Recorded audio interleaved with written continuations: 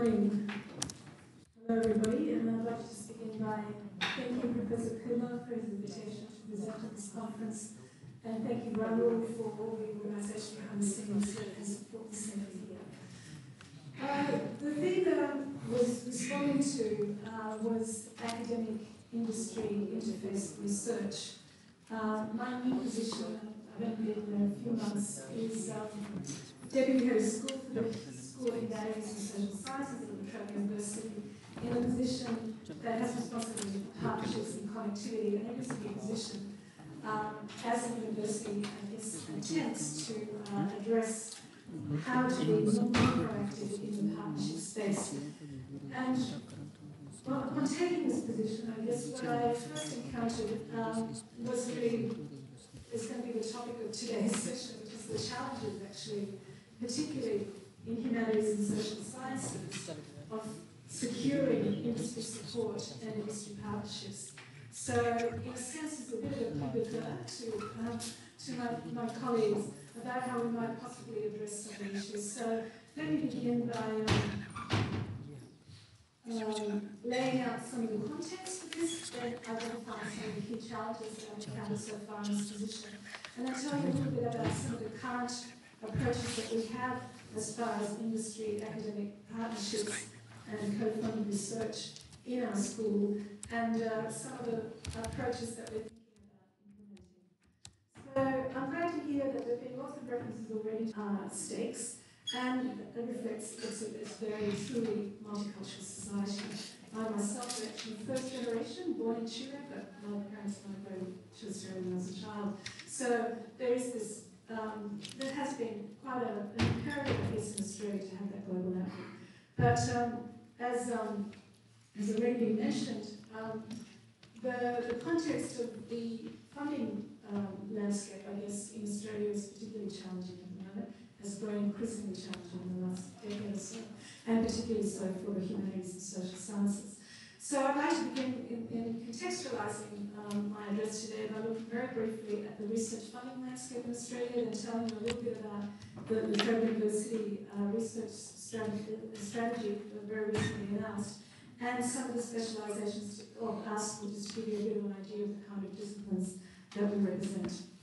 So, something that Ragnarok already mentioned, specialisation, both pure research and applied research. There's also been an increasing emphasis on scientific priorities, and Ragnarok mentioned this idea of the national research priorities. And successful government grants have increasingly gone to those to fund those scientific priorities identified in national priorities. There's been a tightening of national benefit as well for successful federal funding. You may be familiar with a kind of recent scandal, I guess, in Australian academia that was revealed last year when it was finally made public that the Minister for Education had actually vetoed a number of research applications that had been successfully, we understood through the way it's been reported through parliamentary inquiries and through the press, that were really, the Minister took issue with some of the titles, didn't actually even read the actual research proposal. These had been, as I said, gone through a very rigorous process of peer review, had been approved for funding, and then the Minister saw, who wants to know, who of our electorate members, who of our voters really want to know about Oriental histories in the Straits of Gibraltar? Veto. So this is the kind of environment that we find ourselves in Australia at the moment. There's also been recently a change in the funding formula which demotes the contribution that publications make, so it's now almost exclusively how the government funds universities based on the money that they bring in and the completions of their higher research students. A much more aggressive emphasis on research and engagement, and also constant rhetoric around the need to diversify funding resources, funding sources, and particularly through securing industry partners. That is reflected, of course, in the university's, La Trobe University's university-wide priorities, in its most recent research strategy, the university aims to be the partner of choice. So, in other words, this idea that we need to create and grow strong research partnerships with industry, including the service industries, the non-government sector, and the not-for-profit sector, are kind of the very front of mind and very being pursued in a very focused way. So, and the university research priorities, as identified in that plan, are very in line with some of the scientific priorities that I mentioned earlier that are part of the federal government's research priorities. Two of the largest industry partners that the university has, with the telco Optus and with the national dance company, the Australian Ballet, they prioritise health and well-being, in particular physiotherapy and sports science for the Australian Ballet, and data science and cybersecurity for Optus. So this is part of what is a very challenging environment then for humanities and social sciences. This is part of our very recent mission statement for our school, and I just wanted to draw your attention there to, I guess, some of the wording that we put in there around advancing and defending the value, significance and utility of the humanities, social sciences and the arts. That La Trobe Humanities and Social Sciences prides itself in untraditional approaches and a commitment to social justice. So you can see perhaps here the lack of match between some of the university-wide priorities, the federal government's priorities, and the resources that are available to us in humanities and social sciences, and therefore the need to be very innovative in how we might go approaching partnership seeking. And just to give you an idea of what the disciplines that are represented by our school, these are the names of the departments. So they cover archaeology, history, languages and linguistics, social inquiry, the creative arts, philosophy, politics and communication. So very wide, broad. It's a very large school. It's nearly 200 academics.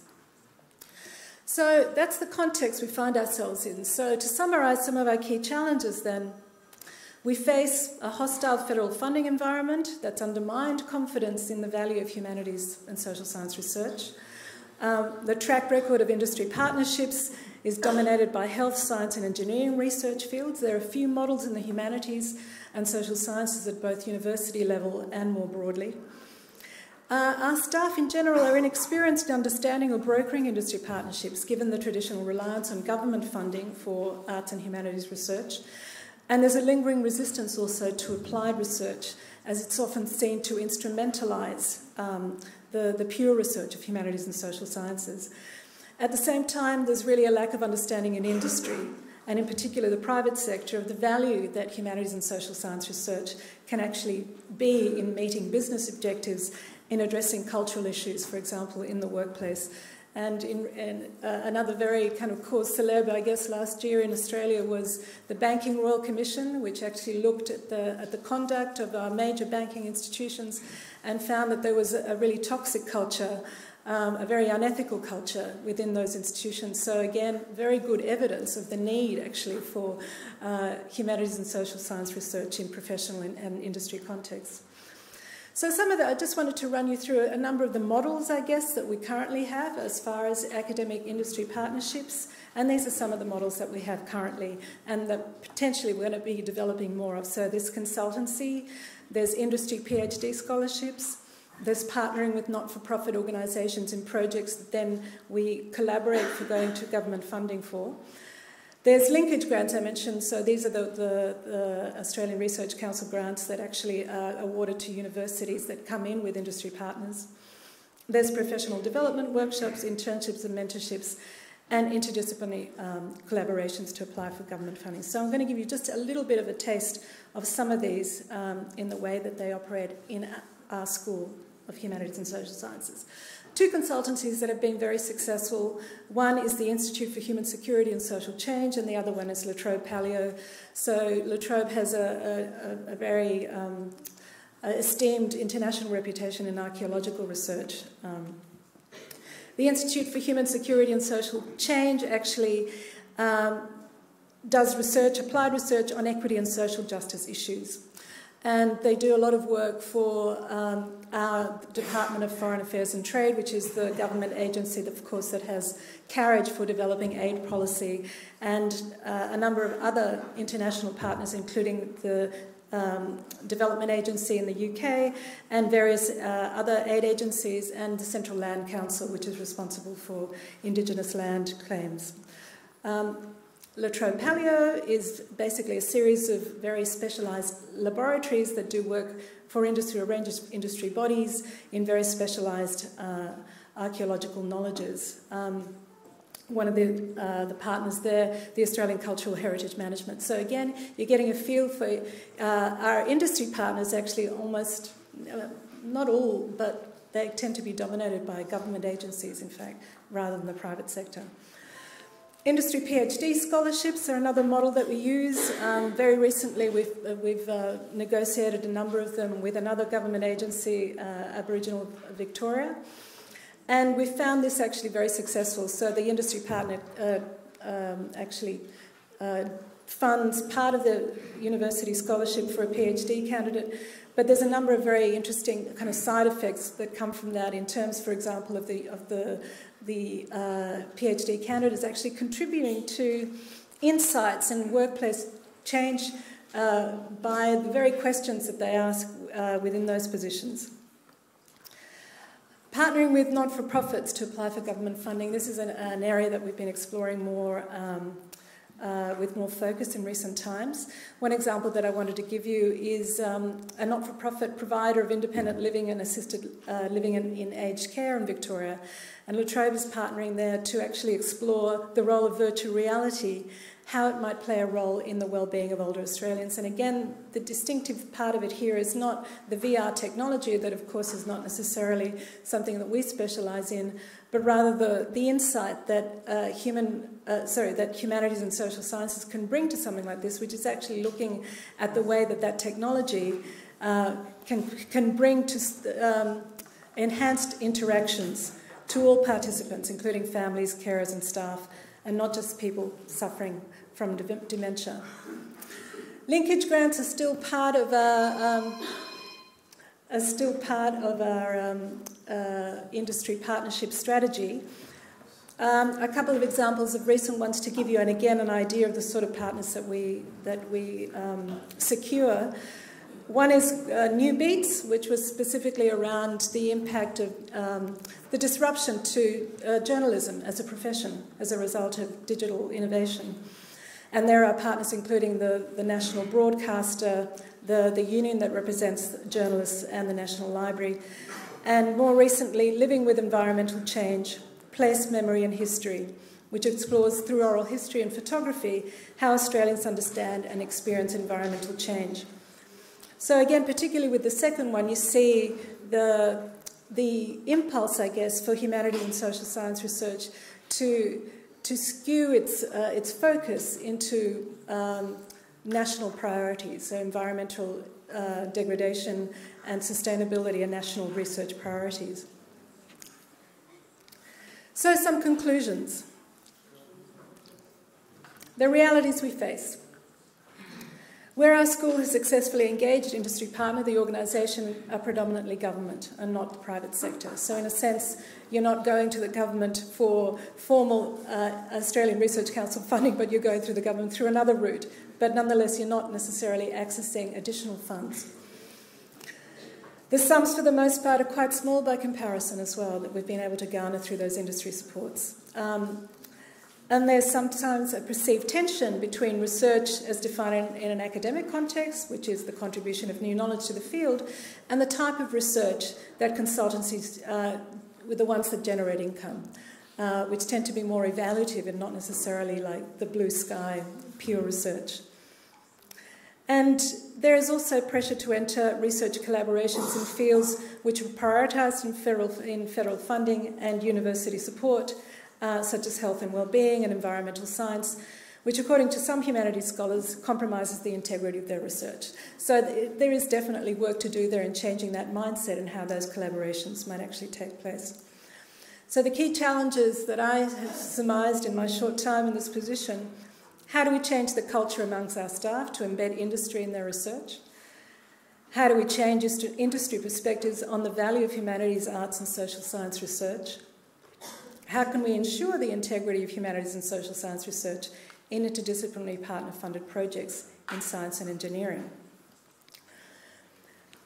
Some of the things that we're continuing to investigate, but I'm hoping certainly that some of the conversations that I had at this conference with the experience that you may have had in your particular fields will give me some new ideas and thoughts to capitalise on.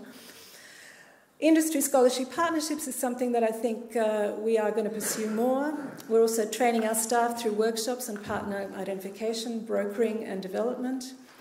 We're more pointedly promoting our existing successful partnerships to potential collaborators as models for future projects. We're brokering more industry placements for our students as a means of nurturing future partnership opportunities.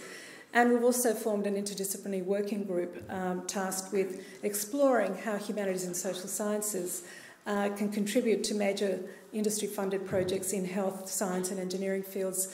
But it is very much an open question and the challenges are very real. So, thank you.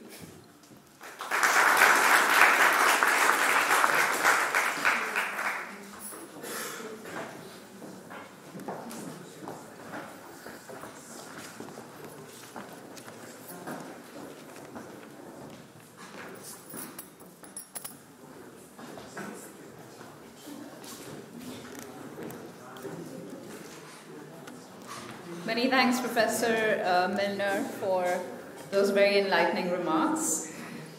Our next presentation is by two speakers. Professor To Trung Tan, who is Head Research Management Department at the National Economics University, Vietnam, accompanied by Professor Wu Hung Phong, who is Lecturer at the National Economics University, Vietnam.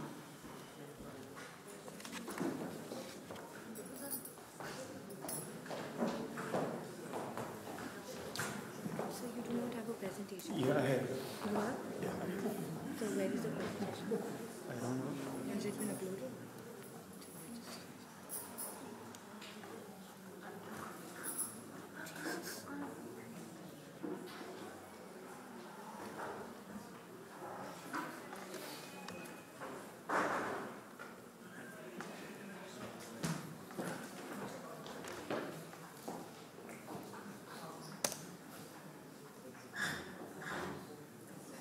desktop पे जाके बंद कर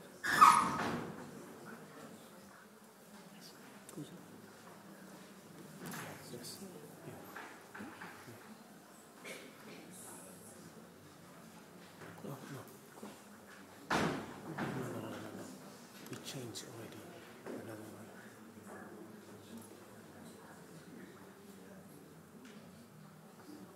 A new one open to Yes, a new one. The new one is this one. Oh, do you have a pen drive? USB. You have a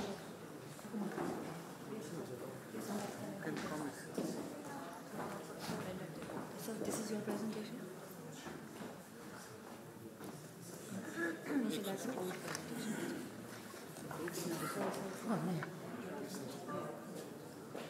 Yeah.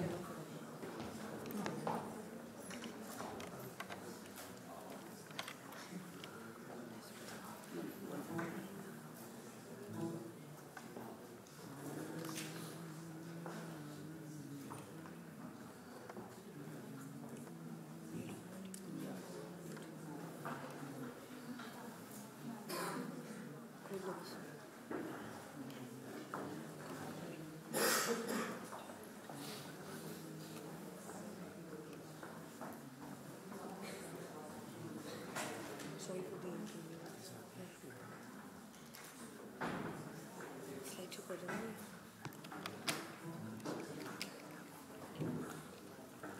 Shall I give this to you at the end of the presentation?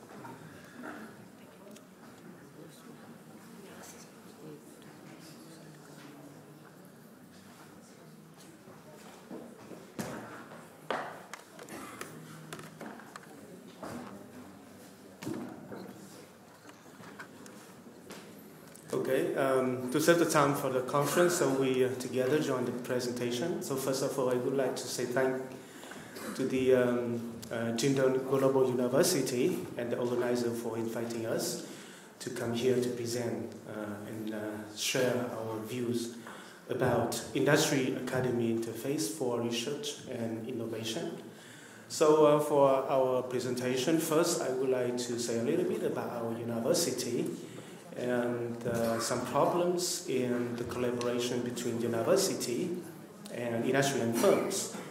And then Professor Vũ Hồng Phương will present one case study in the Vietnam Commune to support our presentation.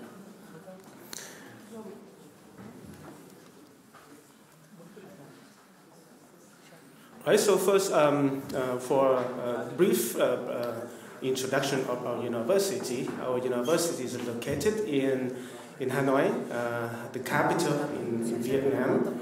And this is one of the leading university in economics, management, and business. There are some statistics in our university. Universities have over 1,200 staff members, in which there are 150 professors and associate professors. And we have 219 PhDs, teachers and lecturers. And now we have 45,000 students in bachelor's, master's, and doctoral levels. And we have 19 faculties, assistant schools, institutes, and centers. And we have 31 undergraduate majors, 15 master majors, and 14 doctorate majors in Vietnamese, and some degrees in English as well.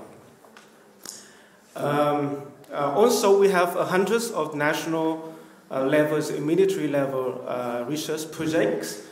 And now we, National Academic University, is now chairing a network of more than 40 universities in Vietnam in economics and business administration. So for our mission and vision, this is our mission to be achieved.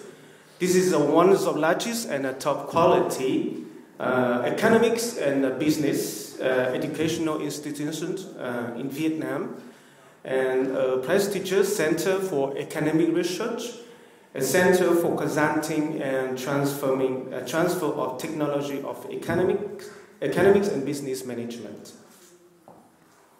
This is some of our faculties. You can see this. There's a variety of faculties in economics, business, and administration.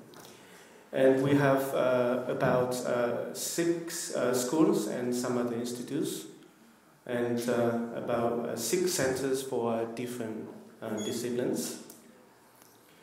Okay, now what about the research activities? We provide a high-quality consulting service to enterprises and host many national and international conferences in economics and business and administration, and leading in economic development, prevailing in macroeconomic policy studies and consultancy. In fact, in our university, we have more than 20 national level projects ordered by different governmental bodies, and actually we have very effective translations of the research outcome to the policy into the policy. Our president, our president is a member of the Prime Minister Economic Advisory Group, and the Vice President is a member of the National Assembly. So from the project's outcome, this could be translated to the policy implication to the different governmental bodies. But the problem is our university is a collaboration between the university and the firms and industry. Because there are some problems. The first one is the gaps between the university and industry. Actually, we have some problems. The first one is a professor are not good at understanding the need of the industry and the firm. This is one problem. And actually, the research products could be good technically, but not really good economically. But actually the firms can know which products are good for them, and the gap is that they don't have enough research capacity.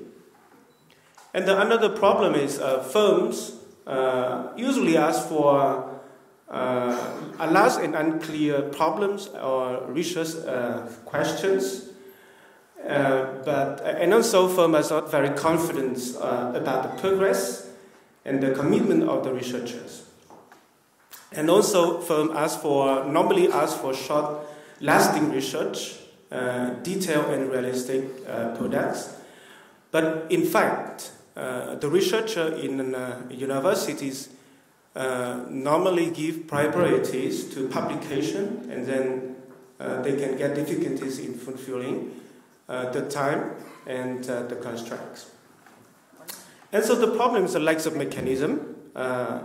Actually, the universities are not very active in supporting the information and the fund for our researchers. In our university, normally the researchers assess the firms, assess industry for themselves. Next one is lack of mechanism to transform the products from the university to the firms. And the regulation, investments of the government are fragmented and not market leading. And for a market, about the capacity, about the time, about the qualities of products is not very transparent. And also there's some problems in pricing mechanism and transformation. The price or the funds is mostly based on the agreement between the firms, and the university is not quite clear and transparent. And also the most difficulties in the market for research products is problems of copyright in Vietnam. And actually the lecturers are not very fully aware of the copyright, and also the law of copyright in our country is not, it is immature. So there are some solutions. First one, of course, improve the research capacity.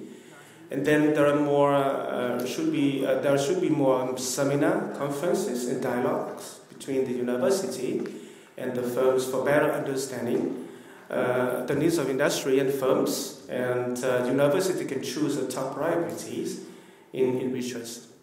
And there should be an improvement in copyright.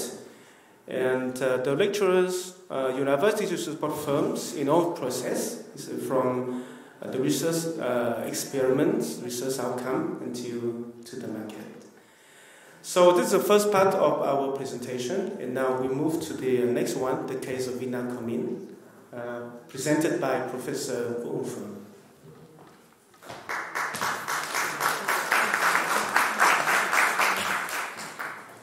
Thank you, Professor Thanh, about the view from the university to do the research. In my view, from the industry, where I work for them 6 years. So the need of the do research in the firm and industry is very high. Why not? I can show that.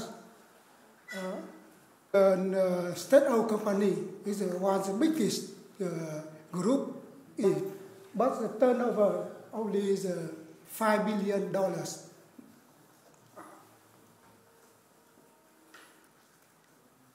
They have the very complicated structure like this. And the main business perhaps coal mining, mineral industry, power industry, and some another activity. So as I mentioned about the figure of Vinacomin in the output of coal is the main their products. Last year only 37 million tons of coal, and some export only 1.8 million tons of coal. But we also imported the coal from Indonesia, from Australia.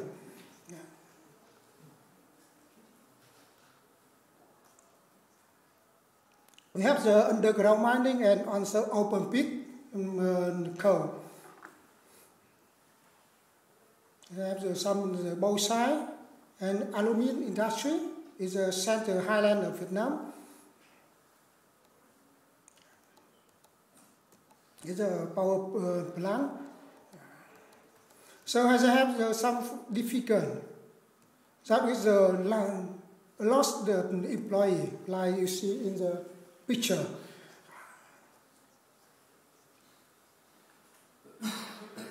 They have some current issue, the difficult issue is the high cost of production, increasing investment unit cost, and also export dependent profits. It demand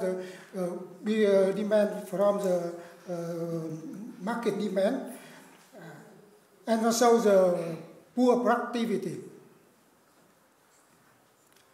So how to resolve it? They have to restructure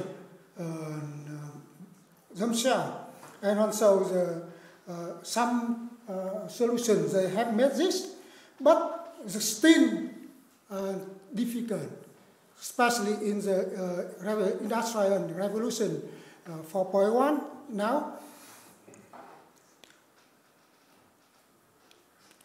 For the they have the low quality skilled labor and lack of human resource of high quality. Also some problem with the outdated technology, and afraid of the dumping technology from the outside. And in Vietnam, we have the strategy for the coal industry in the industry 4.0. Here, Mr. Prime Minister Nguyễn Xuân Phúc, also the former student of our university, National Economic University. He has some degree to focus in the industrial 4.0.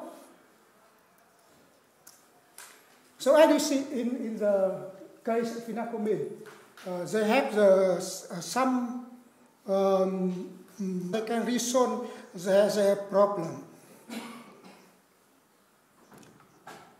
So now they have to focus in the industrial revolution, some AI, IoT, some clouding.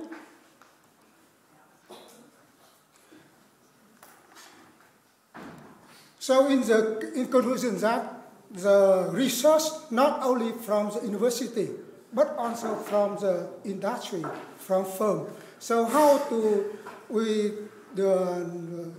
help them to resolve their problem in the industry is my conclusion that to finish our presentation. Thank you very much.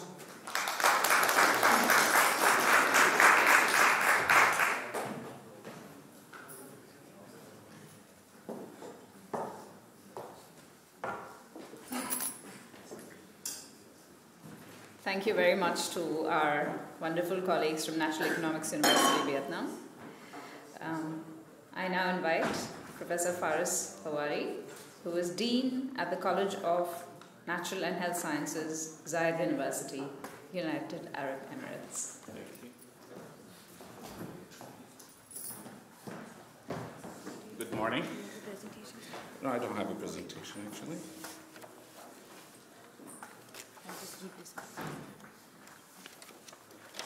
First, I have a challenge of my own, which is how to decode my handwriting. It's scattered all over the place. Now, my question is actually, what is the real currency of funding research? what do you guys think? The real currency of funding research? What is it? People? What else? Money? Time? So actually it depends from which lens or which perspective you are looking at it. If you are a scientist, okay, or intellectual or a student, probably money would be the most important thing. If you are an institution, well, money and also recruiting and retaining talented faculty members, researchers, and students. And if you are a government, it's actually, to find the proper pool of fund and to reallocate fund in order to serve your national agenda or STI agenda or the socio-economic agenda. STI is science, technology, and innovation. But for researcher, actually, and I see a lot of students here, the main thing, actually, the main sources of funding ideas are foundations and philanthropist organizations, and there are thousands of those available throughout the world. And also private sector either as a part of their social corporate responsibility, or sometimes they really look for a solution for some problems or improve a process or improve a quality, and this will create a match and a funding opportunity. The third would be to actually join or develop a non-profit to support your research, and this is actually what we call it entrepreneurship, and later will result on hopefully spin-off companies. Now, if your research is very well aligned again with the government agency, the government authorities would be a good source of fund. Collaboration and the professional networking is also another source of funding. But what if the 5 options failed, and they often do? Well, what we need to do at that time is to better communicate our idea and make science work, and change the themes, reorient our ideas, and an example actually just popped in my head, which is when environmental scientists, they were talking about air pollution and dust storms, and they looked at it as purely physical engineering when we're talking about air pollution and atmospheric problems. Also, reallocating the sources of fund. I'm happy to see some people from the Arabian Gulfs, and we know there the water problem was an important issue, and food security was an important issue. And in the past, policies focused on supporting agriculture and subsidizing agriculture, but actually that did not lead anywhere, to good solutions. So what happened is that they allocated fund and reinvested money in sustainable water production, awareness campaigns, and things changed. Now, my take on the interface between the research and, the academia and research, it depends. It depends actually who you are as a university. Research university, teaching university, entrepreneurship university, or a comprehensive university. This actually will determine the shape of the relation between industry and academia, whether it will manifest itself as a training program or it will manifest itself as an initiative like what we see here, this university, or actually as solutions. But my colleagues before me, he highlighted very important problems. There are gaps. These gaps are communications, different expectations, how we look at time frames, immediate return on investment versus the strategic and patient type of investment. Also the IP issues, the copyright issues. All of these are, important challenges that, sometimes complicate the scene between industry and academia. I will close by actually saying that the interface between industry and academia is win-win. There is no doubt that the company will improve the processes, quality, and will increase the competitiveness of the companies. And actually, university will gain money, fund, IPs, patent, ranking, research, and communication. Just a little bit about my university. I came from Zayed University. Zayed University is 20 years old. It makes it to the ranking, and we have 3 types of funding mechanisms: the seed fund and the RIF, the research incentive fund, and the cluster, which actually fund collaborations with other institutions and interdisciplinary research. Thank you very much.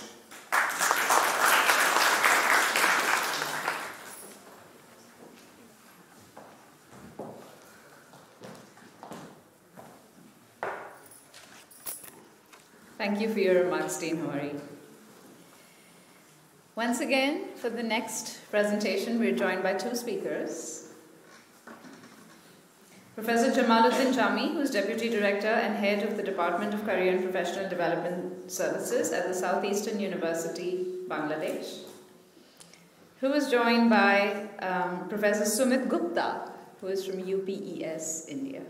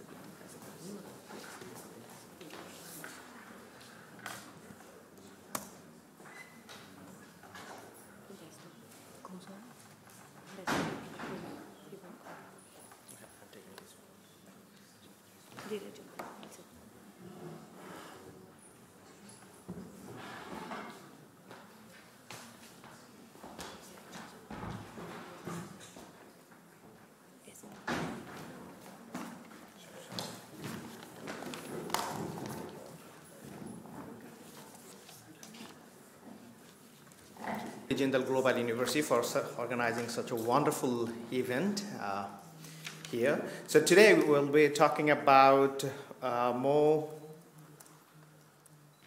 industry academia interface for research and innovation.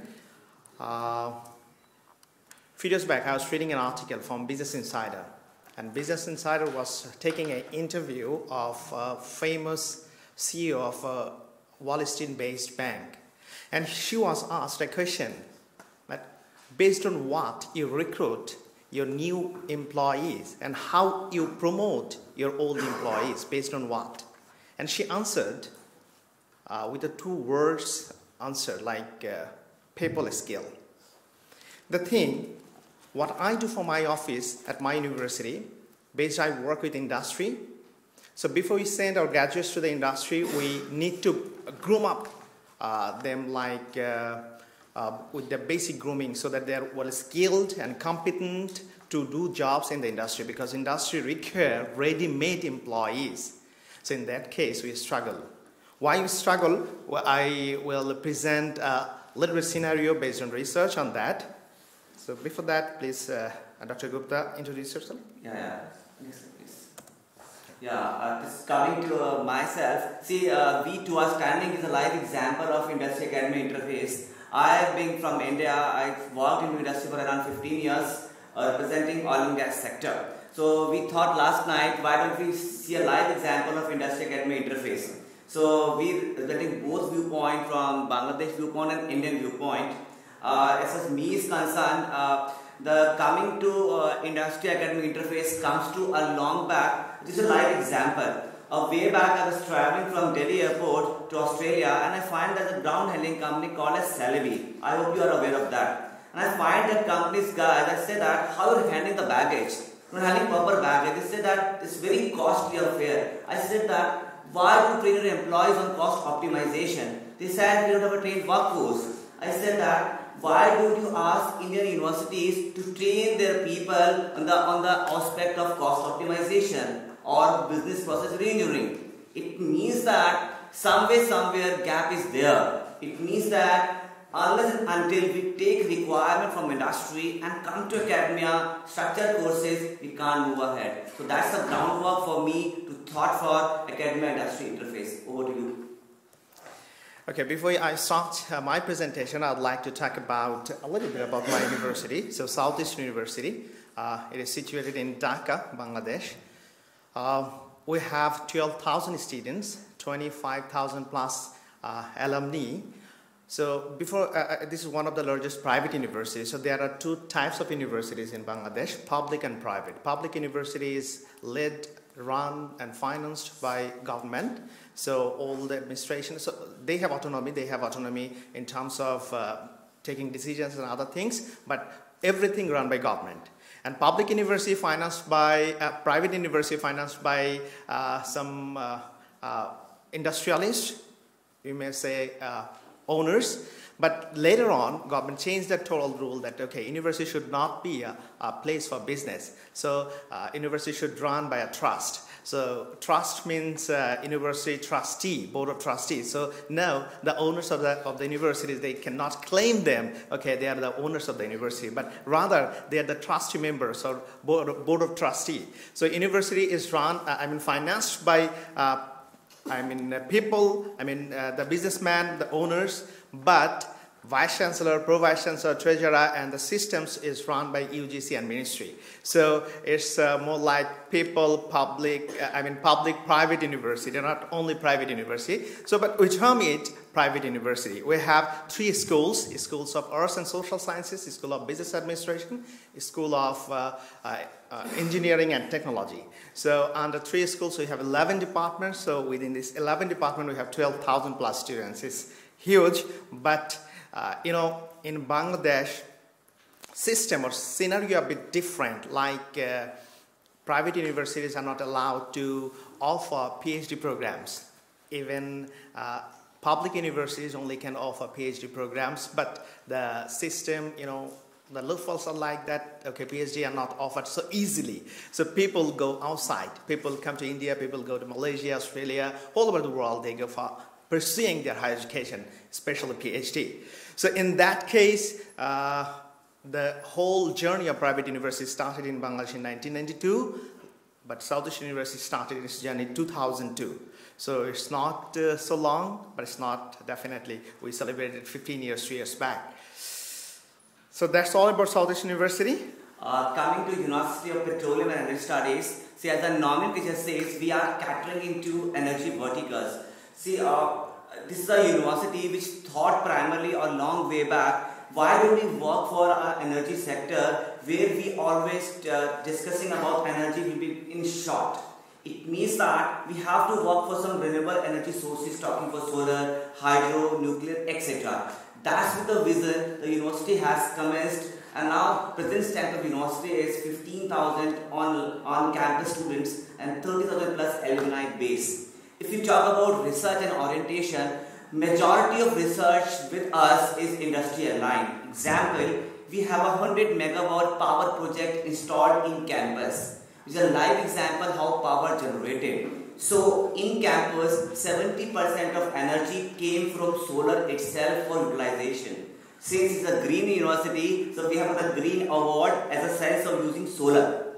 Now, we have got so many projects installed, including robots, including Formula 1 cars, etc. We are presently working on water mill modernization. We are working on energy harvesters, mini and micro hydropower projects. We are working on shale gas reservoirs. We are working on cluster development for small scale industries and so on and so forth. And most important, we are a think tank for Prime Minister on the area of energy. So whatsoever Prime Minister thought to do in energy, they consult India and Japan. So they have made consortium of a think tank comprising of India, Japan, to talk about how energy can be saved, how energy can be utilized for India as an alternate source.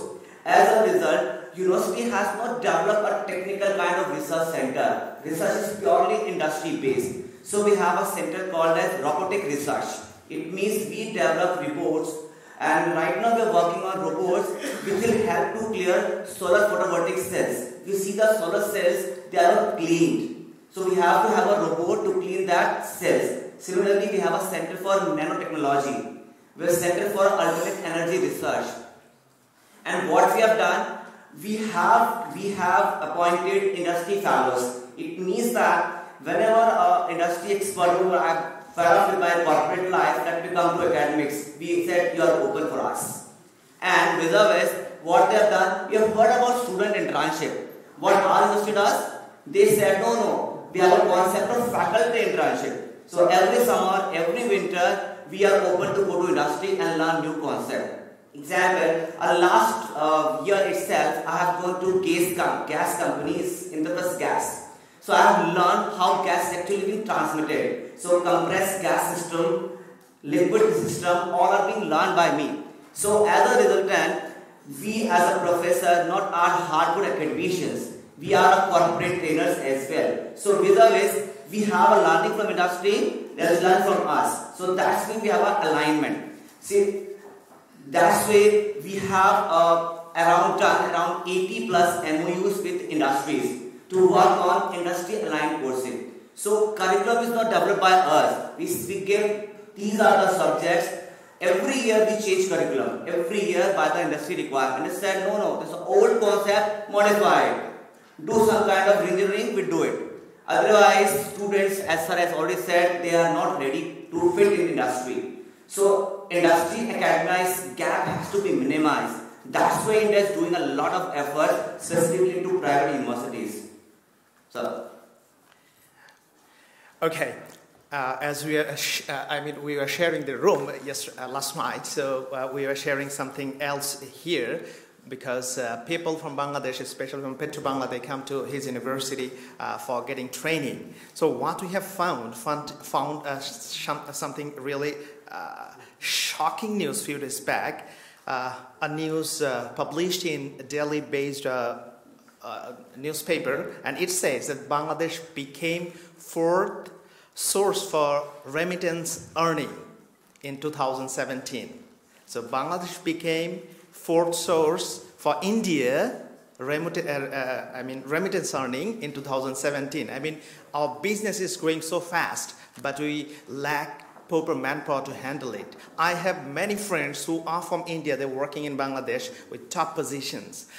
Why this happened, and this is the news you can see, it's in a Bangladeshi newspaper, so it was really a huge debate in last years, in the beginning, and also all over the year, because we are hiring manpower, skilled manpower from other countries to run our business. What happens? But the scenario is totally different in Bangladesh. Like a study was conducted by British Council and World Bank, and it says that 47% Bangladeshi graduates are unemployed. In terms of getting jobs, 47%, I mean, in total in Bangladesh, we have 39 public universities and 105 private universities. So in a year, near 2 lakhs graduates are completing their graduations. And one university remains, that is we call national university, throughout the country. So it is producing 5 lakhs graduates each year. So in total, 7 lakhs graduates. And out of that, near 50% people are not getting jobs. What is the problem? But we are hiring people from India, we are hiring people from Sri Lanka, we are hiring people from Philippines. Lots of Chinese people are working there. They're leading industry, they're leading corporates. So where is the problem? So here, professors from one of our institutes, we call it IRD, Institute of Research and Development, and also ICAC, Institutional Quality Assurance Cells, they did a research. They found a shocking news that, you know, news is like I showed here. Yeah, this one. So mainly our syllabus is still backdated. It's not industry oriented. So we are making collaborations, we are working together with industry, but the main thing is missing, that is gap.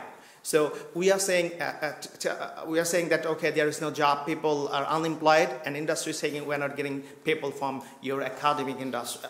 From academia. That's why we are hiring from outside of the country. So there is a gap. So we need to minimize that gap. So as time is short, please continue. As rightly said, that there is a huge gap in academic industry. See, there are different kind of silos of thinking. So we have to have industry-based chairs in universities. Can't we thought of industry-based chair so that they will thought of how curriculum should look like? If students are ready as per industry requirement, that fit in. They're the ready manpower, they're skilled manpower. With us, we have to support industry in the sense of product development, innovation, researching designs, product, processes, operations. See, we have to thought together. So why my university does not have a board of studies comprising industrialists? Who stops it? Once both of them think as a think tank, I hope the gap will be minimized. The high time has come, and both have to come a single platform, thought over and find a solution. Industry is not only for placement and internship. They will by default come as an outcome. The requirement is interface, common platform, set, thought, and do action. So the time has come for action. Planning has already been done. So I hope we thought that by this planning and action, the gap will be minimized. As a result, we have optimized research for industry, academia, resultant, productivity, economic output, and growth for economy and growth for world as a whole. Okay, as I work with the industry, so I do have a very good relationship with HR people and also different CEOs of industry. What I found, so there are some students here. I want to say a few words for you people. Okay, what are the required skills? I started my topic that I read an article from Business Insider. They look for people skills. So what is people skill? I will advise you, those who are students here, I will advise you, okay, be involved with extracurricular activities outside of your classroom. So be involved with club activities. I have heard that OP Jindal Global University has 20 more clubs. So be involved and learn some people skills so that you can lead in industry after completing your academic life. Thank you very much. Thank you.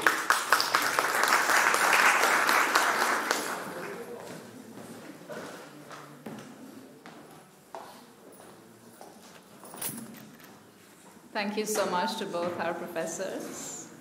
I'm especially encouraged that you benefited not just from the conference or the sidelines of the conference, but from the housing arrangements to strengthen your collaboration as well. Thank you. Wow, okay. Next speaker, Professor Rick Snell, Associate Professor in Law, University of Tasmania, Australia, and a great friend of OP Jindal Global. Thank you very much. No, I've got no presentation, so. Okay.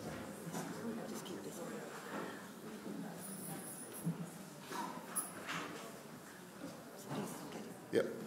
Okay, thank you very much. This is, I think, my fourth or fifth visit to Jindal in the last 2 to 3 years. Every time I come here, there's either a new building, a new program, a new faculty, or new something else. So this is an exciting place to be. I want to address my presentation today about managing that interface between the academy and research and industry, looking at it from the perspective of the law and the legal academy in particular as a subset within social sciences and humanities. So almost a kind of representation of what Jindal is all about. It lacks that kind of science. It focuses much more on humanities, social sciences and law. And I think there's a very problematic relationship, especially for the legal academy, and talking about research and talking about working with industry, etc. And I want to address some of those implications and link that back to some of the points that have been made by previous speakers about the problems about funding, because I think it's compounded within that kind of legal environment or from a legal perspective. The first thing I'd like to say is that basically when you look at this topic in comparison to the areas like science, medicine, health, industrial research, etc., law plays a very little part. You can travel to most law schools and you'll find very little expertise in those key areas. The approach by law research and even just going for competitive funding. Again, it varies from university to university, but in most law schools, if you get a success rate or an activity rate of greater than 20% of your staff being involved in getting competitive research grants, whether from government or from industry, that's an exceptionally performing law school, especially in an Australian context. And that the success rate of law grants from things like the Australian Research Council in Australia is again less than probably about 15% and possibly even less than that in terms of the research grant applications. So most law academics left by themselves drift away fairly quickly from competing for research and therefore getting involved in that interface between research and academic management, or the interface between those. And it's also compounded by a culture. Most law schools traditionally and most legal academics have been lone wolf researchers. They do it themselves. Their heroes are judges. Judges sit and decide by themselves, independent of each other. Argue before me, present your advocacy, I will judge it, I will effectively argue back as a legal advocate. You very rarely see in courtroom performances tag teamed by groups of lawyers who effectively switch their roles between each other, acting in collaboration. It's effectively the lone defender against the crowd that takes place there. The core expertise in subject matters, again, tends to be focused on criminal law, environmental law, or even international law, but core legal subjects. It's not about and it's all about kind of recounting what the law is and current knowledge rather than future knowledge. So researchers are out there looking for future knowledge, creating new knowledge that takes place. But the Legal Academy largely is retrospective. They look about what the law is and what the law largely has been. And the law tends not to encourage innovation and experiment, especially if it may lead to failure.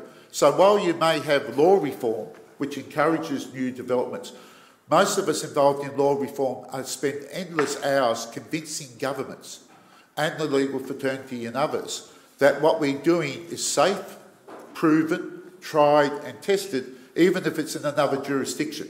It's a very difficult measure to come up and say, this has never been tried before, we're just going with a wild idea and it may or may not work. The test tube may produce penicillin or it may not.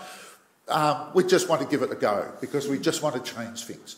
That's not the normal operating environment in which the law takes place. But that's basically changing, and it's changing relatively quickly, but I think Law and Legal Academy has a lot to offer for that management, that research, innovation interface that takes place.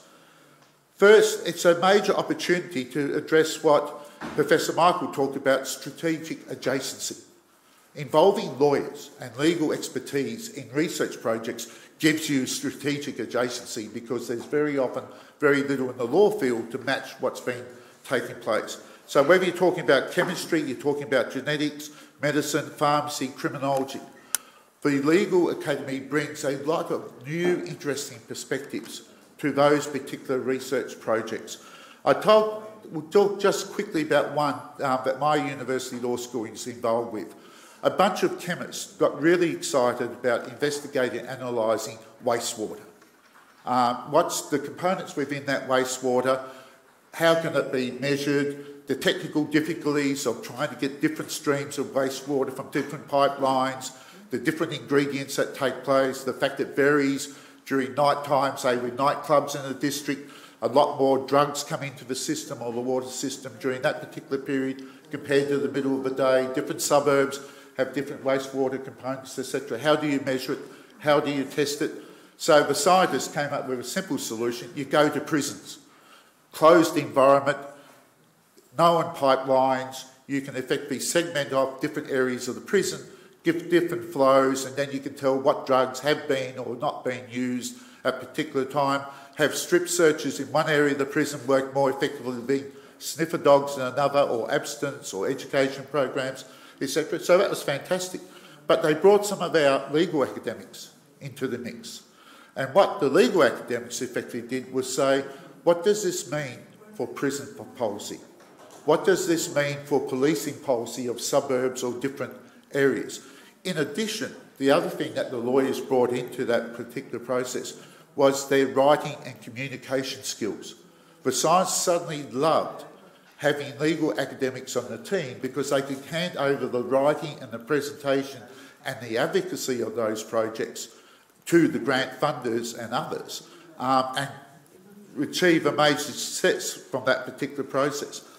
The other thing that where lawyers or legal academics can contribute enormously, especially in the areas of health, medicine, pharmacology and other areas, is navigating the regulatory environment in terms of data protection, privacy protection, etc., and the actual rules and regulations over the research project. Many research projects fail at those particular hurdles because they don't understand or can't interpret the regulatory environment or the regulatory requirements.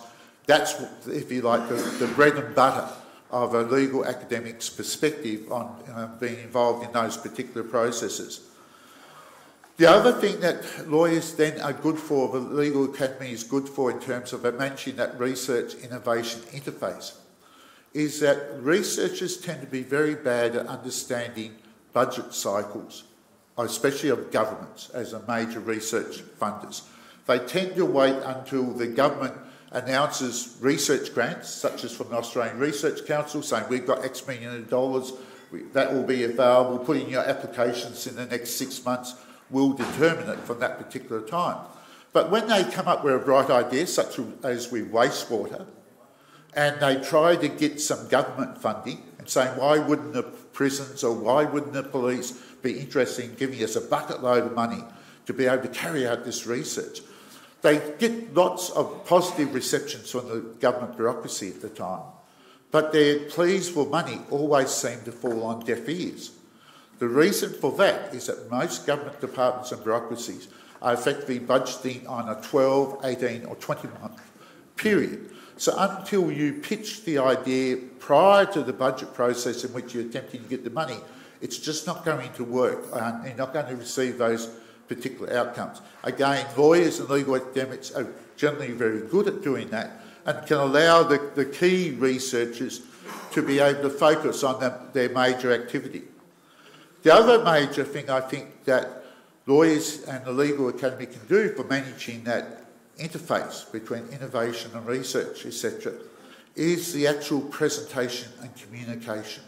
What I see all the time are people with great ideas who fail to present them, who fail to convince the government or the private benefactors so that they ought to fund this particular idea. So that story we got today from Jindal, from Professor Kurma, about how this institution was funded, was a story about pitch, it was a story about communication, it was a story about advocacy, and it's a story about going back and back and back, but not with the same tired old tune, but actually listening to the people that you're dealing with and altering your ideas and your proposals to achieve those particular types of outcomes. Lawyers and legal academics are good at advocacy. I campaign to effectively convince an organisation that, say, wastewater research in prisons may be technically difficult, may be difficult in terms of privacy, may be extremely difficult in public relations. And there's one thing that government departments hate, is negative publicity, i.e. to get the publicity that the research reveals that your prison is full of drugs, and drugs that they weren't meant to be able to get into prison. It's not necessarily a great research outcome and certainly not a great PR outcome for a government department. But being able to convince them that you can manage that type of release of information, convince the journalists how to present that information, allows you to then put that program into operation. So what I want to pitch there is that you've got some unique problems that were outlined by previous speakers, where you had Professor Miller talk about all the hurdles, talking about the fact that there's small amounts of government funding that's available, all the difficulties, our friends from Vietnam pointing out the major gaps that take place, etc. And you've got some of your keenest researchers and some of your best communicators who are almost isolated from the whole process because the natural tendency is to withdraw themselves from the research field rather than become involved. Because when they read the requests for research proposals, whether from industry or from government, very rarely will a lawyer say, I can see the research project that I can become involved with. But their technical skills and their professional skills are those that are ones that are necessarily required. So I'll leave it there. Thank you very much.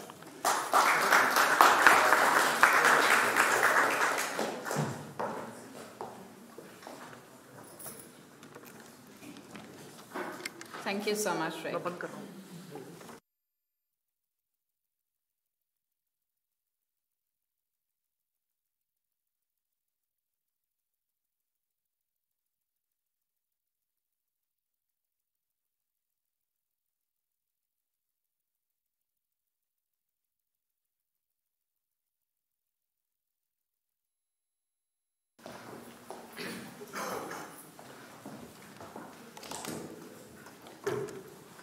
Hi, good afternoon. It's like homecoming, you know. I've been part of Jindal University for 8 years.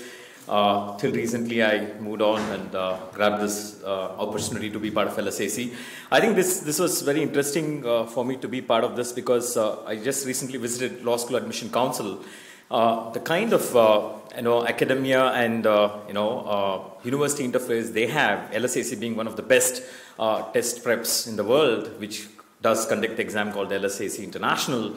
The way they have collaborated with institutions like Harvard, Stanford, Princeton, to even write test questions so that it is relevant for students who come into the profession of law itself is really interesting for me. I want to use that experience and also use the experience of working as an institution builder for Jindal to reflect on some ideas which could be relevant for the audience today. I have based my presentations on the following heads. I would first talk whether there is a need for such interface. My second submission would be there have been very significant studies which have been taken place on this subject. I would just give you some studies which could be some reference points for all of us. Some examples of what is happening in India. In India, it has always been a significant challenge, so it is very important to reflect what kind of experience we are having as far as industry and academic interface is concerned. There is a very interesting study which I came across, which is Fowler, 1984, published a very important study as to what are the impediments in the industry-academic interaction. I want to identify the two most important impediments and probably leave the rest for Q&A. And lastly, I also want to talk about the present situation we are in because of the lack of a strong linkages between academia and universities or academia and industry. So this is the way I will go ahead and make my submission. First point, whether there is a need for such an interface. I have been teaching intellectual property rights, law and economics, competition law. One of my favorite cases or studies has been, I don't know how many of you know, rather than speaking, I just thought I would make it interactive. Does anybody know which is the first copyright law of the world? Anybody? Okay, it is called the Statute of Hannah. The Statute of Hannah is in 1710, and it's a very, very, very interesting law. If somebody wants to look into Statute of Hannah to reflect how the statute came into formulation, it beautifully gives you a story of industry and academic interface.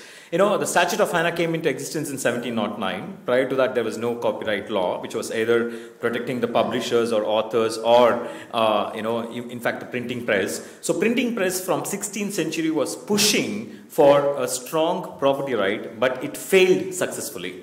So it went to institutions and academia and asked them to formulate something which would be accepted by the Queen so that they could have a law. So the universities came with the idea that rather than giving the rights to the printing press, they said that if they would go before the prince and argue for giving the rights to the authors of the work and the people who buy those work, eventually this was the idea which is coming from the universities, right? they succeeded. And there was the Statute of Anna, which passed and which led to the huge revolution in terms of building the printing press of the world. So, it has been consistently observed in the history and anecdotes that academia and industry interface is not only important, but it does bring out results, and it does not only just give problems to the solutions which industry is facing, but it also leads to what is called as industry revolution. Be it the patent law, in the intellectual property right, because till patent law was not there, most of the innovations were protected as secrets, and there were no access to people, and therefore there was no innovations happening around those secrets.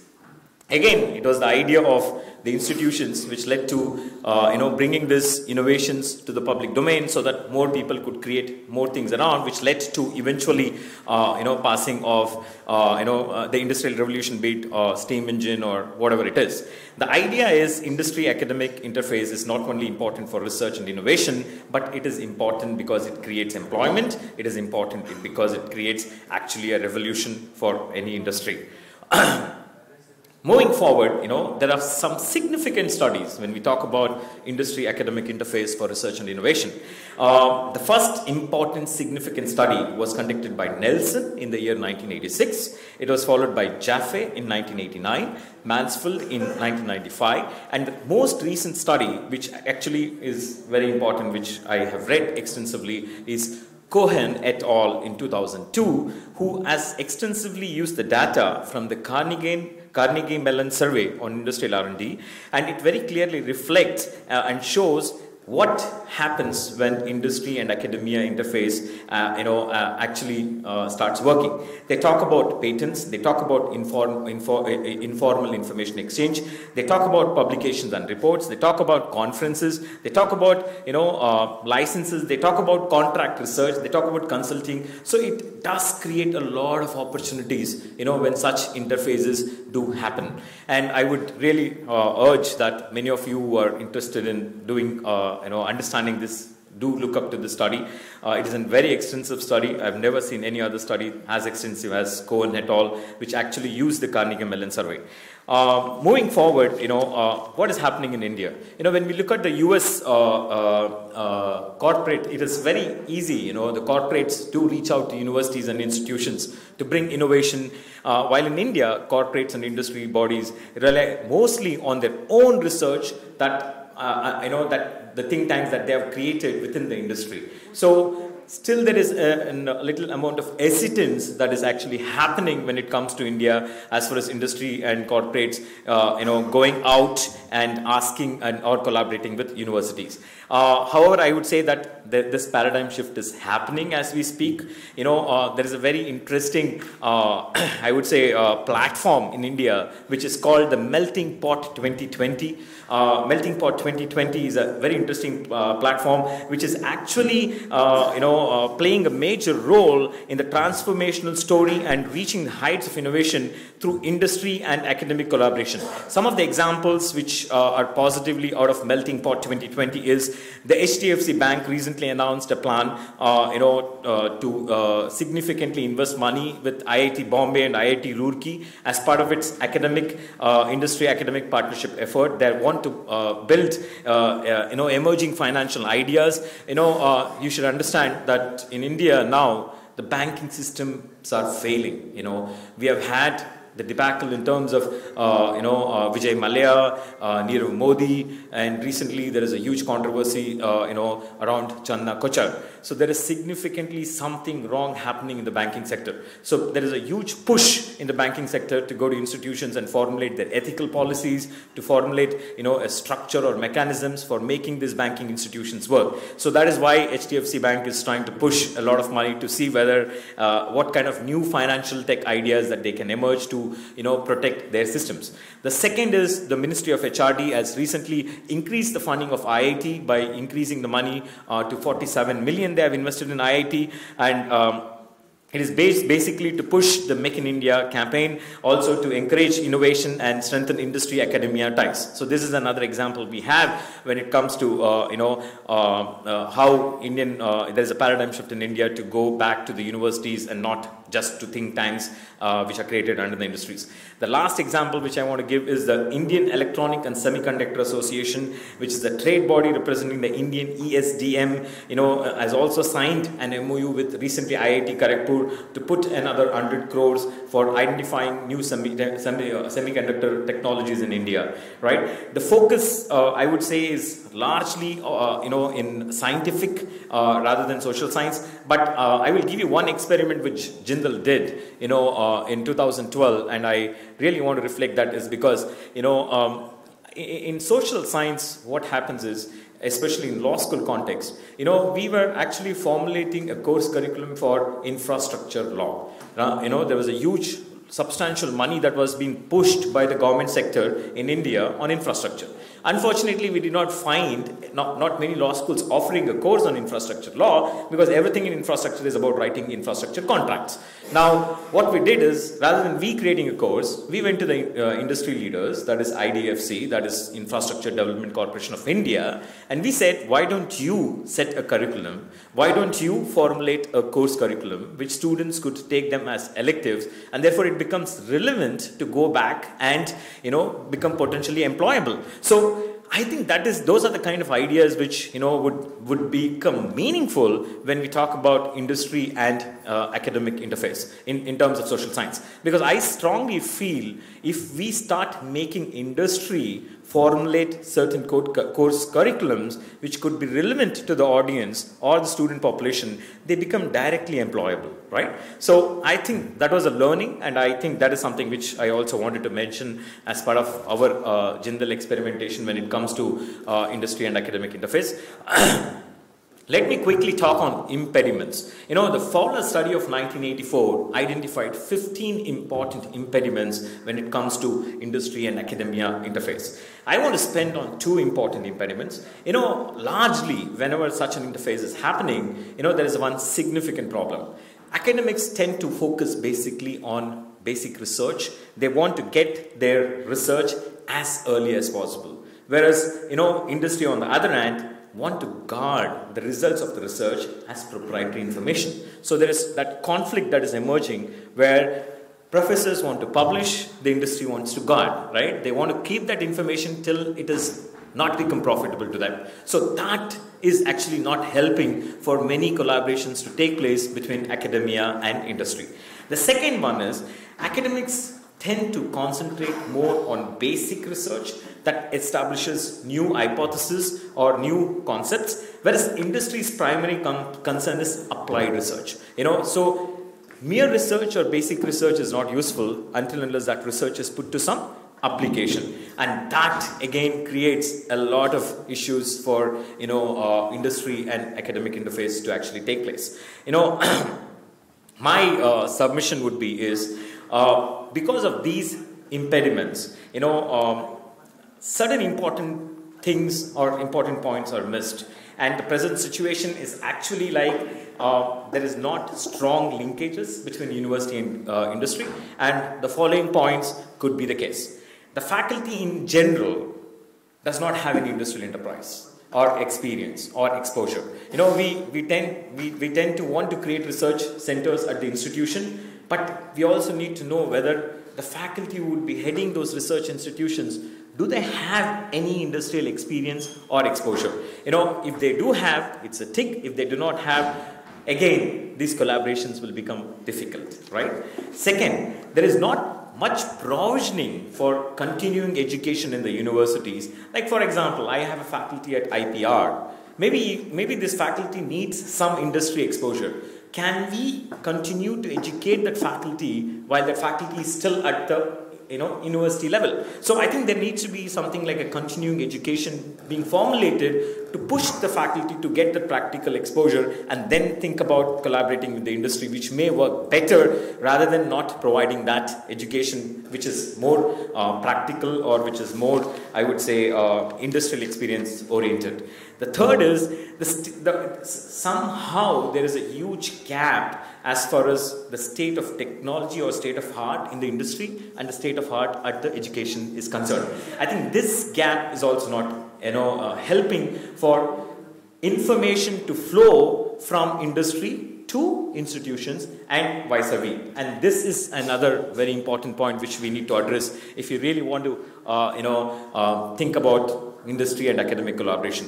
And also I feel that there is chronic dependence, at least in India, in Indian industries, to depend on foreign collaborations rather than capacity building of Indian universities. This is my last submission. Thank you so much for your attention. It was really nice talking to you. Thank you.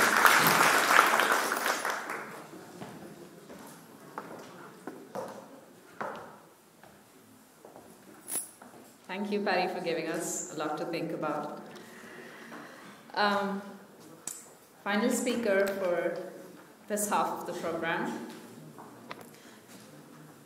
I invite Dr. Vijay Khare, who is with us all the way from Pune. He is Director of the International Center, Director of the Yashwantrao Chavan National Center of International Security and Defense Analysis, and Director of the Department of Ambedkar Studies at my alma mater, Pune University, now known as Savitribai Phule Pune University. Dr. Vijay Khare. Is he here?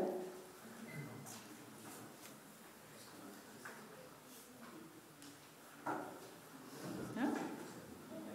Okay. Well, we will see if he joins us this afternoon. But we have some time for Q&A now. I think we don't go into lunch until 1:30. So if anybody would like to ask questions, share some comments.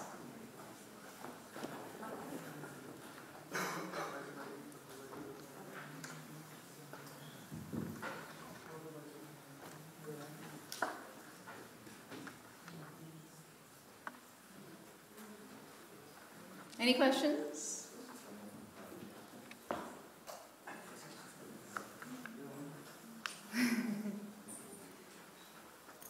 Our students want to say something? Yes, Colin has a question. Okay, so the question is for those who are talking about funding in the humanities and social sciences, which includes law.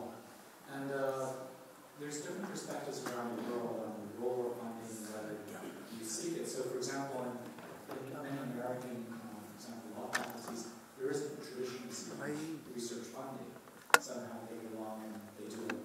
So the Harvard professors and so on, they typically don't have a lot of funding of the nature of the law that you're talking about. So it raises a question as to whether or not social sciences and humanities need the level of funding that you see big tech, and science things within STEM. So that's really a question for those that are talking about funding challenges in that area.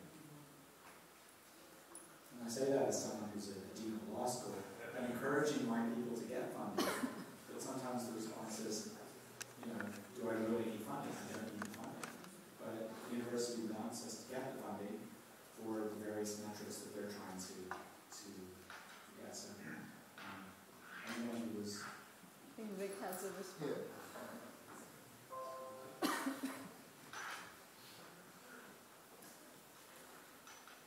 Not all law schools are as gentle as Tyndale is in terms of promoting academic freedom and capacity to research whatever you want to, or yourself, which is just that gentle encouragement, at least try to do some more research, etc.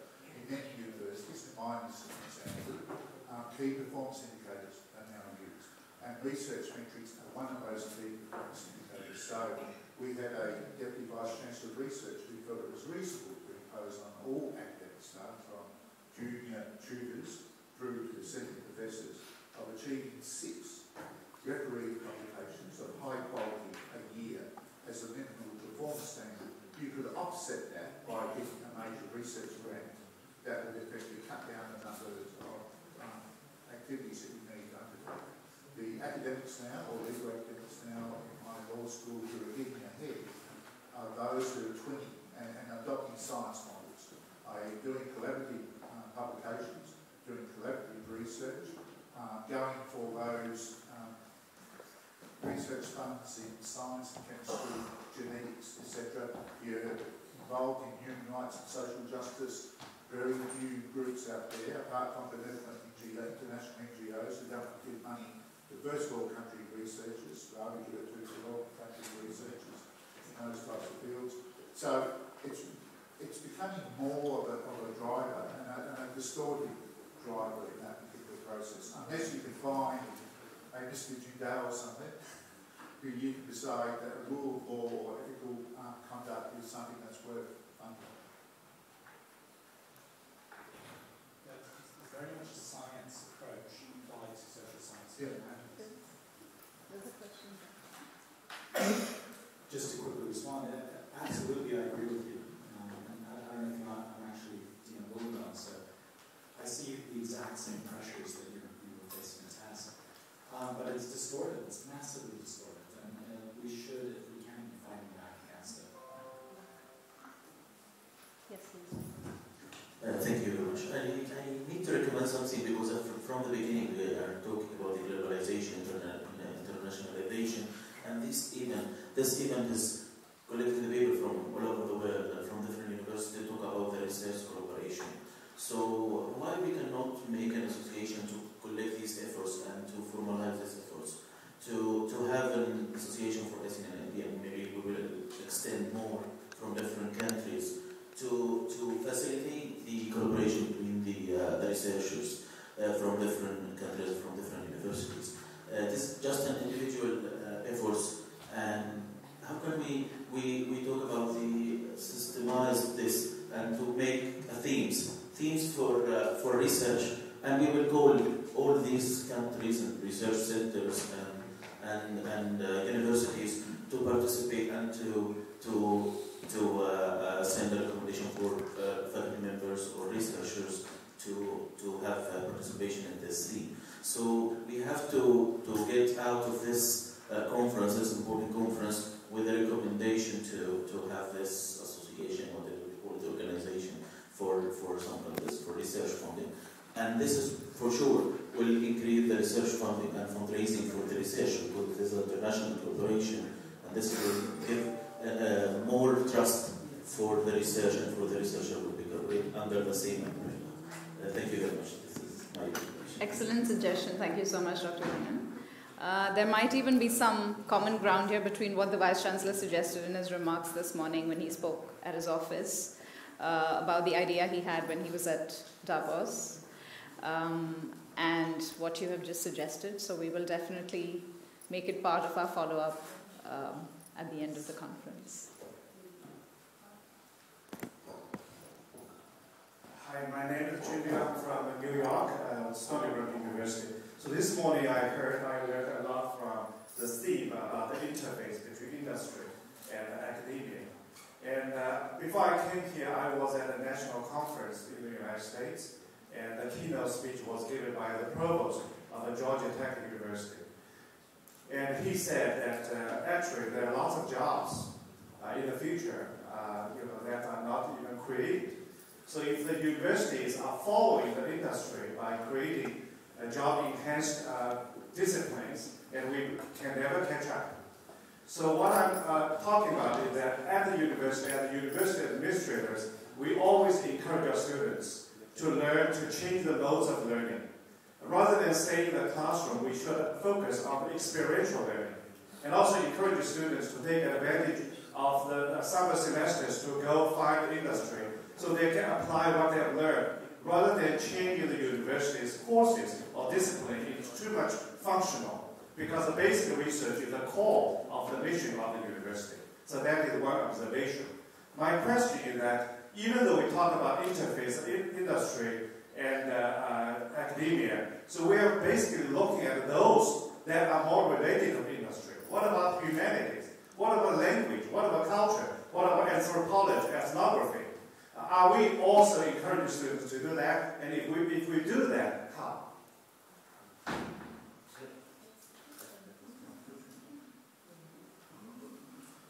Any responses?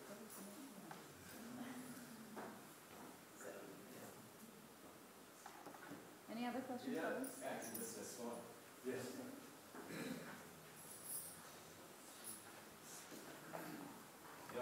I write on the areas of culture too.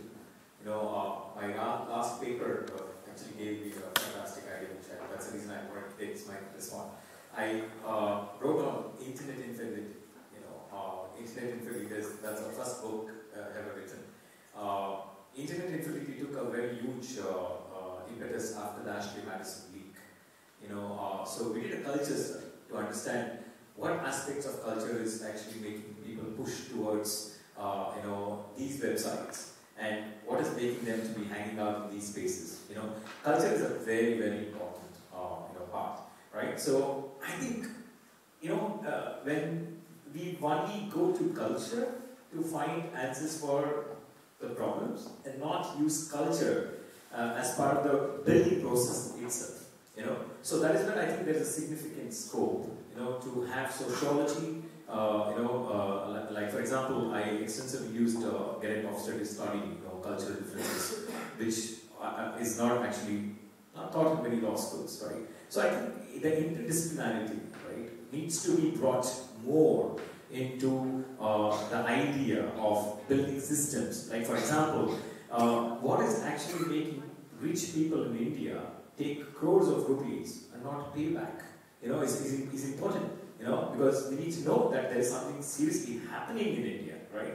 Like be it Vijay Mallya or be it, Nirav Modi, who have taken 30, 40, 15,000 crores and they have not wanted to repay, right? So we really want to understand these things even before the problem, there's a problem, right? So that means to say that the banking system also needs to capture this, and probably there is a significant scope for research, and it is only as we speak, right? Sophistication in terms of academic and industry collaborations through interdisciplinary research could be the way forward. So there is a scope. I hope I responded to your question. Thank you.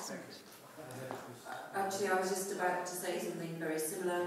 Professor Mitchell, Vice Chancellor at the University of Derby, in response to your question.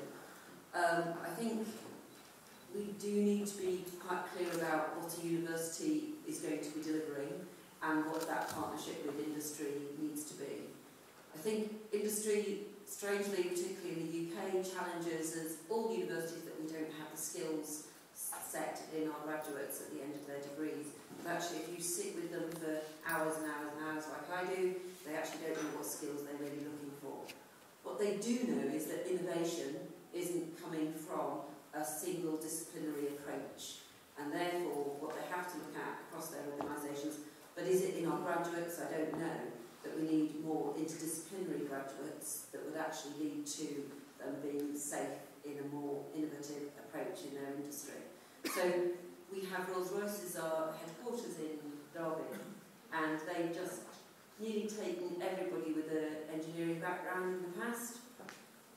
Even when they've done HR or whatever, they now have started to appoint a change in terms of the number of art students they are taking into the organisation in order to give creativity back to the industry. So I think there's a piece of research that we all should be doing as universities about, to get that true creativity. We probably do need more interdisciplinary teaching in our institutions. Yes.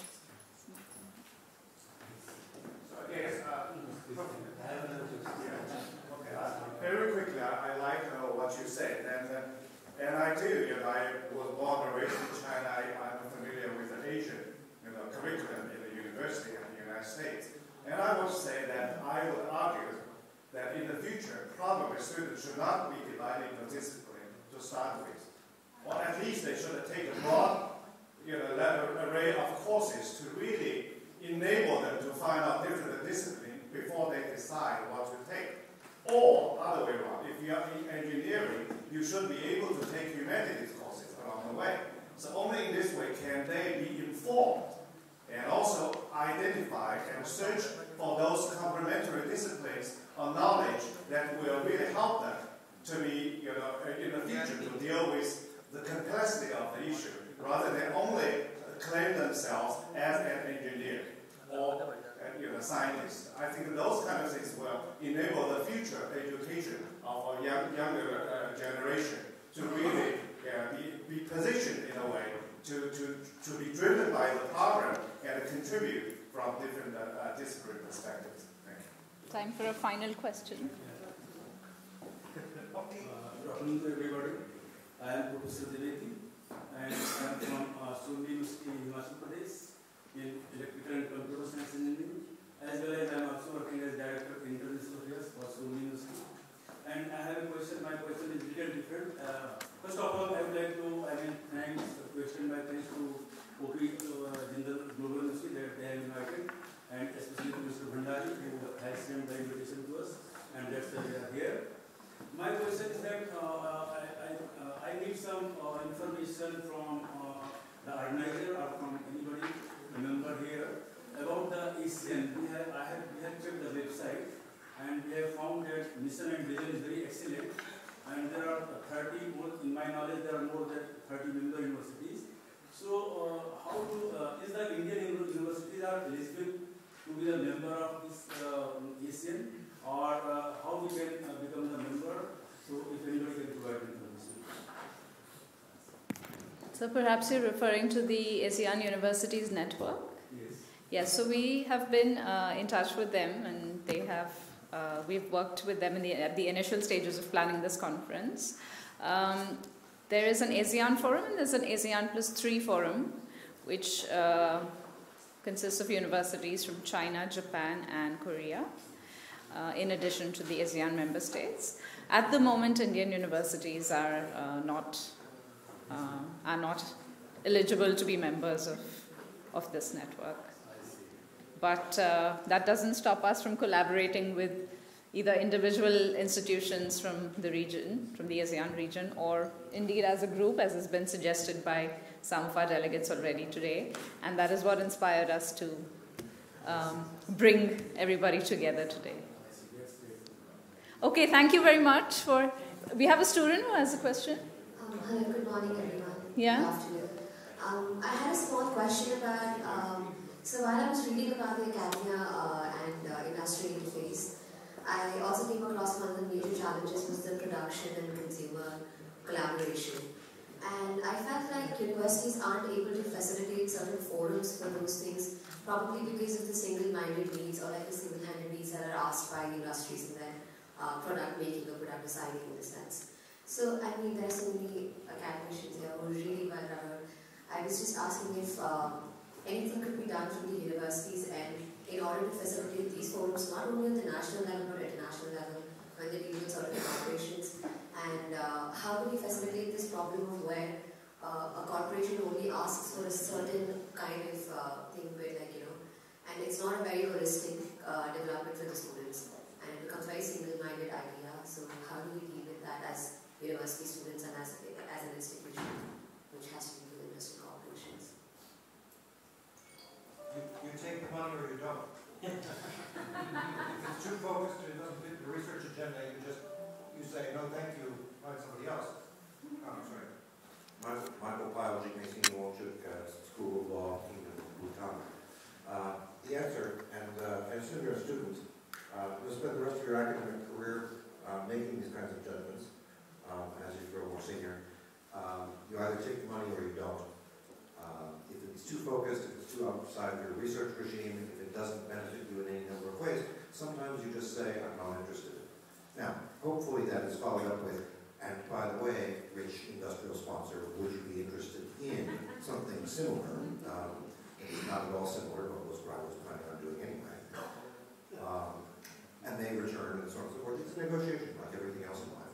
But sometimes you do have to let the money walk. And I say that as a vice dean in charge of funding, grant raising, foundation, alumni, and development relations. Sometimes you have to let the money walk, and it hurts. It hurts you, and it hurts your funding team. It hurts your funding team very deeply.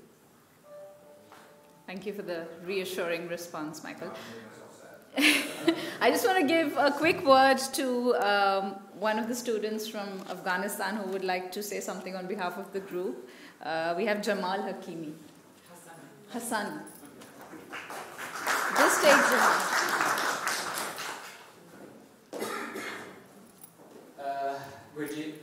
Good afternoon. I would like to thanks from all of you.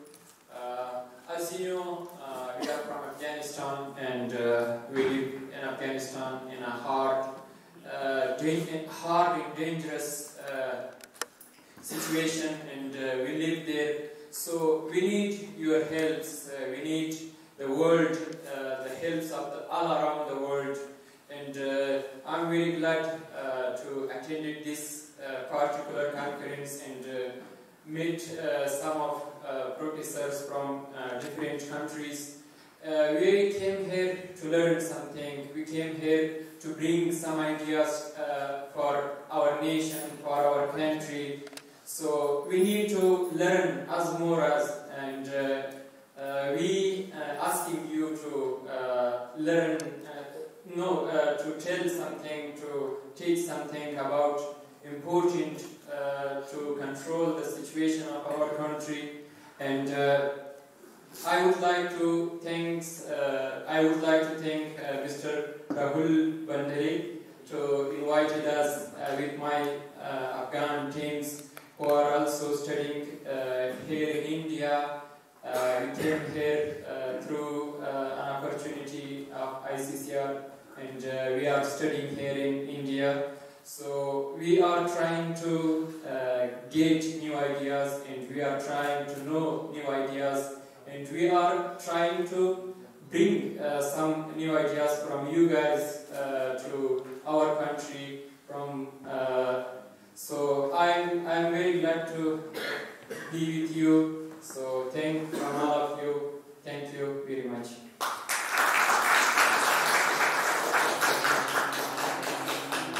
All right. We are going to break for lunch now. And Rahul, what time should we reconvene? Since we are closing the session early. I think 1:45 is fine. 1:45? What?